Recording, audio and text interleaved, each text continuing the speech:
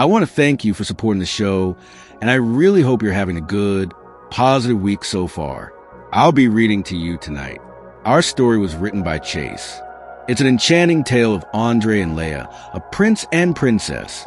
During a cold winter season, they explore their musical gifts and bring joy to their castle. Relaxation before sleep. So before we begin, just make sure you're comfortable and settled in. Start to release the thoughts and feelings that no longer serve you in this moment. As you do this, gradually direct your awareness to your breathing, and I invite you to place a hand on your heart, and perhaps one on your stomach as well. Become aware of your heartbeat beneath your palm, and notice how your chest and stomach rise, and then fall in time with your breath. Notice all the sensations of your internal rhythms, carrying you towards relaxation music and a good night's sleep. Imagine yourself connecting with the loving support you receive from the people close to you. This support and love is always available to you. Breathe in and notice how you feel as you think of the energy of this love flowing through you and surrounding you. Music, in this moment, nothing else matters. The cares of the day can be put aside, allowing your mind to move towards rest. And when you're ready, you'll let go naturally and fall asleep. Meanwhile, you can listen along to our story for as long as you like. Simply follow the sound of my voice as we journey to a faraway kingdom. The coziest sleepy story. Once upon a time, there was a kingdom known for the beautiful voices of its prince and princess. Andre and Leia both had been blessed with angelic voices, which when combined produced the most stunning music. But even though their singing was praised throughout the land, there was something missing. For a long, long time, there were no musical instruments. The kingdom had only ever known vocal music without strings, pipes, or percussion. One winter, however, everything changed, and it was all thanks to the prince and princess themselves. This is a story of Prince Andre and Princess Leia, and how they brought a new kind of music to their kingdom. It's a cold winter's evening. Everything is covered with snow, from the branches of the trees to the towers and turrets of the massive stone castle. Princess Leia has just arrived at her home for the winter. As Ela's carriage pulls up in front of the castle, Prince Andre comes sauntering down the steps to greet her. He grins, delighted to see his best friend. She accepts his offered hand and descends from the carriage, stepping onto the cobblestone path that leads to the castle. Leia is dressed in a gown of teal silk embroidered with gold thread, which perfectly complements her dark hair. She is a sight to behold. Andre tells her this as they link arms and hurry into the castle, eager to get out of the cold. Leia shrugs off his compliment as she always does, ever the humble princess. Besides, she tells him they have much more pressing things to talk about. At dinner this evening, they'll be going over their plans for this year's winter solstice. During this celebration, they typically sing together while the crowd dines and dances. Arm in arm, Andre and Leia walk into the castle. First, Leia goes to her suite on the ground floor, which has been hers since she first came to visit 8 years ago. That is how long she and Andre have been friends. And it's a friendship that has only grown over time. As Leia enters her suite, she becomes aware of just how sleepy she is. After the journey, she feels a nap coming on. Leia flops down on the four-poster bed, and several of the overstead cushions spill onto the carpeted floor. It has been a long day of travel over dusty roads, and her legs feel laden from the time spent in the carriage. The mattress is large enough for 3 people to sleep across it without touching each other, and it is wonderfully soft and cushy, and as comfortable as she remembers, much to her delight. Leia yawns as she sprawls out on the bed. Laying her head down on the soft, silky pillow, she soon falls asleep. A little while later, Leia wakes up from her nap. Hearing the gentle squeak of a door, she opens her eyes. Her attendant, Margaret, who is also a personal friend, has just entered the suite. As Margaret begins to unpack Leia's suitcases and belongings, the two girls chat. Margaret is excited about a new litter of the cutest puppies that were born recently. They're in the stables, she says, and Leia has to visit them. It has been a year since Leia last visited, but the two girls pick up where they left off as they exchange gossip and news in such an easy manner that it's as if they were never apart. Then, after promising to come to wake her up the following morning, Margaret finishes with her task and leaves Leia to her exploration. The castle has endless hiding places and secret tunnels. There's always something new that Leia discovers each time she visits. Her suite of rooms included, she usually goes exploring with Andre. Sometimes they get a little carried away, which results in a telling off from the king and queen, but the young prince and princess can't resist the urge to explore. They want to uncover all the secrets waiting to be unearthed here in this ancient castle. Walking through her rooms, Leia discovers that there have been a few much-needed changes and additions. She now has a reading area. It even has a small alcove with a cushioned seat that juts out from the wall. The alcove is surrounded by huge glass windows, which offer a view of the garden hushed by the quiet of winter. Everything is coated by a fine layer of the whitest snow. As she continues to look around the room, Leia sees that the hidden secret door behind one of the wooden dresses is still there. It's something that only she and Andre know about. Years ago, they discovered the door while playing one of their many hide-and-seek games, and they were thrilled to realize that it led to a series of underground tunnels that connected the main rooms. The two friends used a network of tunnels to visit each other, and on occasion to sneak out of the castle. Other than that, much is the same in her suite. The bathroom is still open and spacious, and the porcelain white bathtub is as clean and shiny as ever. Along the edge that meets the wall, there's a collection of scented soap and perfume bottles. The ornate furniture is still artfully arranged around her bedroom, the same as it has always been, except that now there's a wooden bookcase with few of her favorite titles on its shelves, including countless books on singing and music. She smiles at this thoughtful gesture from her host. There's a knock at the door, and she opens it to find Andre standing there. "It's time for dinner," he says.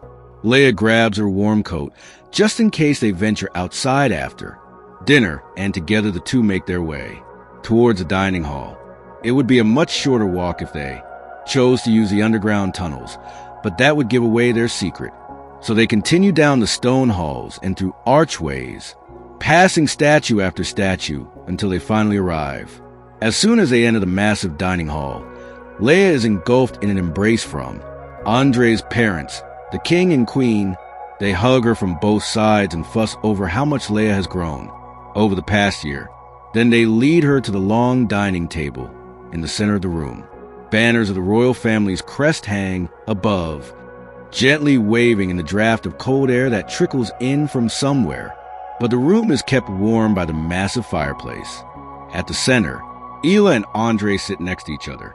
Ornate gold candlesticks of varying lengths run down the center of the table, each candle flickering with light. The dinner is wonderful. The dishes are as delectable as always, as everyone enjoys the good food and conversation. The minutes fly by. Servers rush here and there.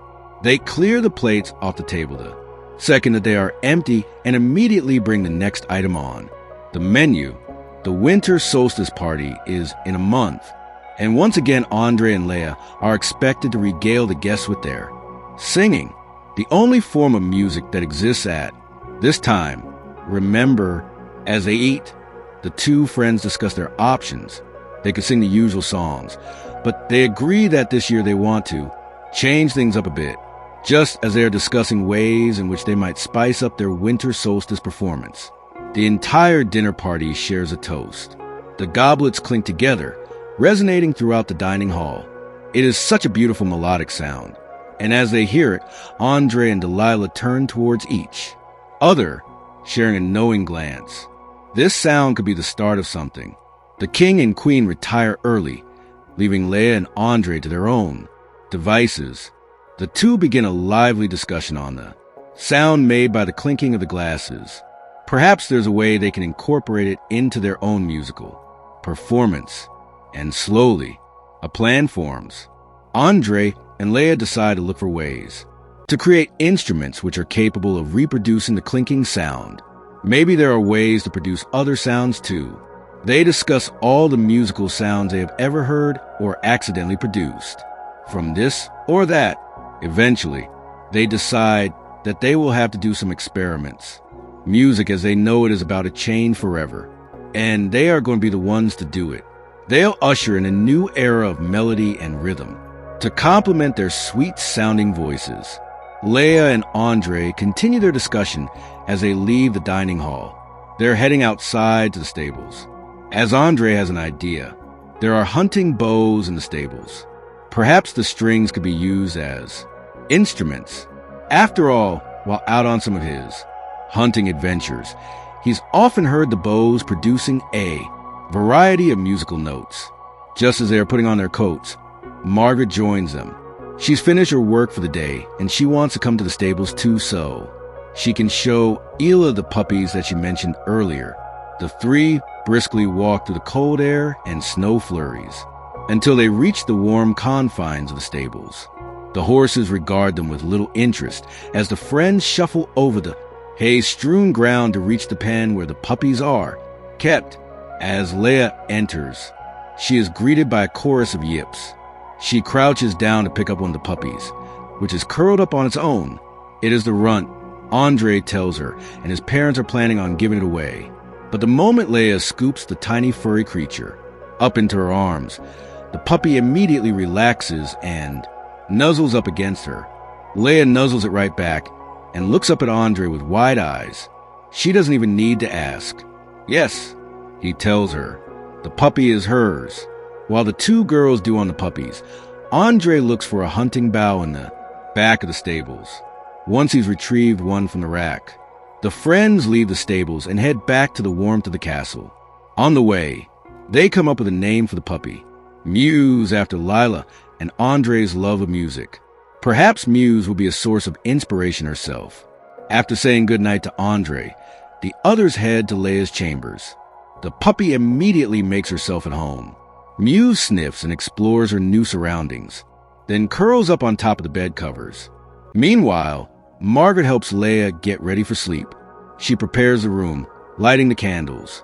Then she sits down on the bed for a while as Leia tells her all about her newfound musical inspiration and her plans with Andre. Margaret can't help but offer a few suggestions of her own. After all, she knows how talented her two friends are when they come together to produce music. Margaret and Leia spend the rest of the evening sharing their ideas for the song. They come up with a long list of items they could try using as instruments. After the clock chimes midnight, Margaret finally departs for her own room. She takes a candle with her as she leaves through the hidden door, with snippets of musical notes and a stream of melody running through her head. Leia starts to drift off, and with the sound of Muse snoring softly beside her, she finally falls asleep.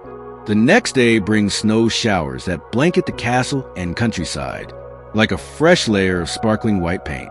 The world outside becomes a winter wonderland. Andre and Leia traipse through the castle, using the web of underground tunnels to go from room to room.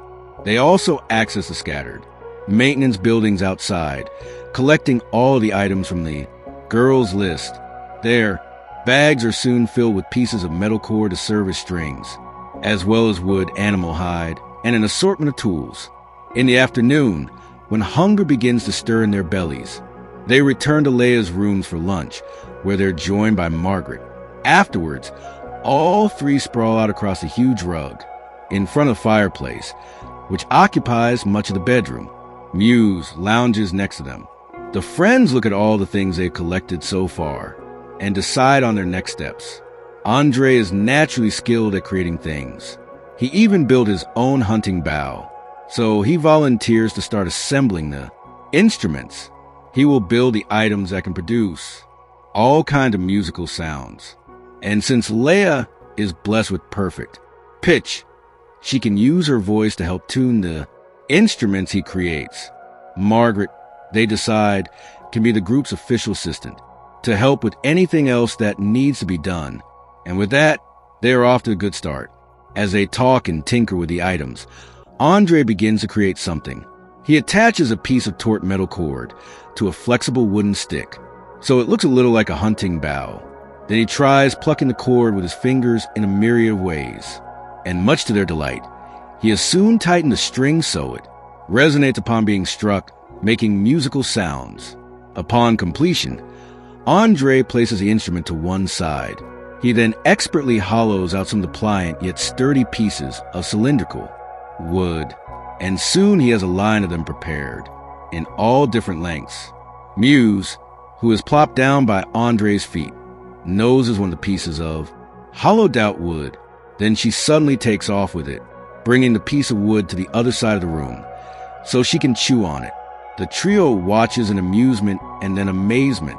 The puppy accidentally blows through the wood, causing a lovely note of music to drift through the air.